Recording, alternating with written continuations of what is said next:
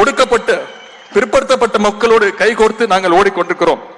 பெரும்பான்மையின் பேரால் அச்சுறுத்தப்படும் சிறுபான்மை மக்களோடு கைகோர்த்து கொண்டு ஓடிக்கொண்டிருக்கிறோம். மாற்றுத்திறனாளிகளோடு கைகோர்த்து கொண்டு ஓடிக்கொண்டிருக்கிறோம். மூன்றாம் பாலினம் என்று சொல்லப்படுகின்ற திருநங்கை திருநம்பிகளோடு கைகோர்த்து கொண்டு ஓடிக்கொண்டிருக்கிறோம். காலங்காலமாக அடிமைப்படுத்தப்பட்ட பெண்களோடு கைகோர்த்து கொண்டு நாம் ஓடிக்கொண்டிருக்கிறோம்.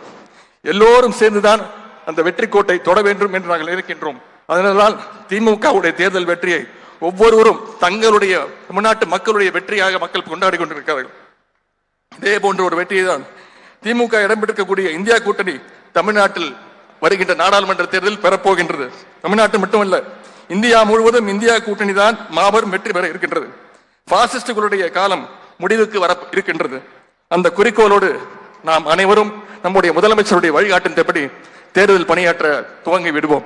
இந்த மாபெரும் மாநாட்டின் மூலமாக ஒரு முக்கியமான விஷயத்தை சொல்ல இருக்கின்றேன். இளைஞரணி தம்பிகளுக்கென்று இந்த முறை ஒரு லட்சியம் இருக்கிறது.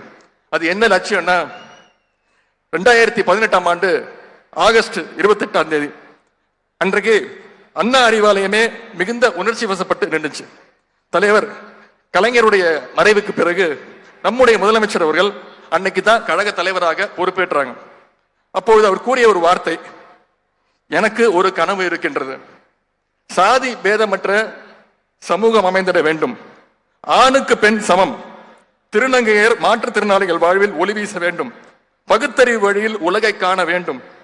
மிக மிக முக்கியமாக நாடெங்கும் காவிச்சாயம் பூச நினைக்கின்ற பாசிஸ்டுகளை வீழ்த்த வேண்டும். இந்த கனவை நான் காண்கின்றேன்.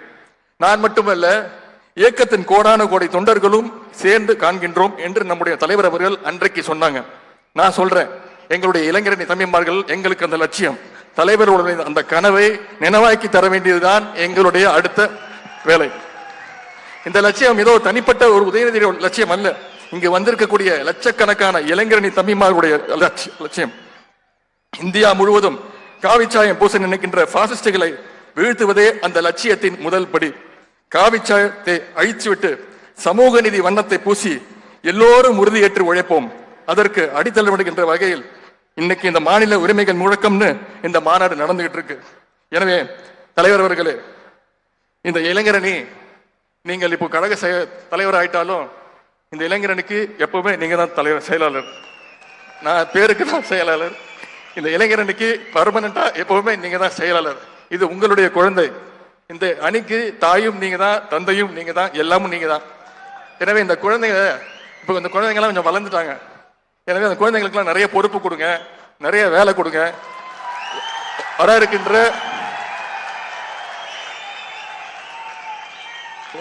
நாடாளுமன்ற தேர்தலில் தகுதியான வேட்பாளர்களுக்கு, தகுதியான இளைஞர்களுக்கு போட்டியிடுகின்ற அந்த வாய்ப்பை கொடுங்க. கண்டிப்பா எங்களுடைய இளைஞரணி தம்பிமார்கள் உழைத்து அந்த வெற்றியை உங்களுடைய காலடியில நாங்கள் சமர்ப்பிப்போம் என்று கூறிக்கொண்டு, இது வெறும் இளைஞரணி கிடையாது, இது கலைஞரணி என்று கூறிக்கொண்டு, கழக இளைஞரணியுடைய இந்த மாநாடு வரலாற்றில் என்றைக்கும் நிலைச்சிருக்கும். சேலத்தில் கூடியுள்ள நம்முடைய இளைஞர் படை டெல்லியில் அமர்ந்திருக்கக்கூடிய பாசிஸ்டுகளை விரட்டி அடிக்கப் போவது உறுதி என்று கூறி வாய்ப்புக்கு நன்றி கூறி விடைபெறுகின்றேன். நன்றி, வணக்கம்.